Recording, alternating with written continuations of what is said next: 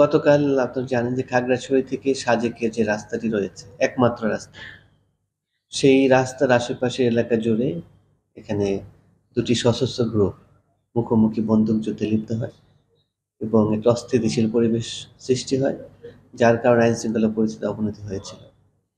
তো আমরা পর্যটকদের বিষয়টি সর্বোচ্চ গুরুত্ব দিয়ে আমরা আজকের দিনটি পর্যটকদের জন্য নিরুৎসাহিত করছি। যদি আইনশৃঙ্খলা পরিস্থিতি ভালো হয়, তাহলে আগামীকাল থেকে পর্যটকগণ আবার সাজেকে ভ্রমণ করতে পারবে। যারা আটকা পড়েছে তারা কি অবস্থা এখন স্যার?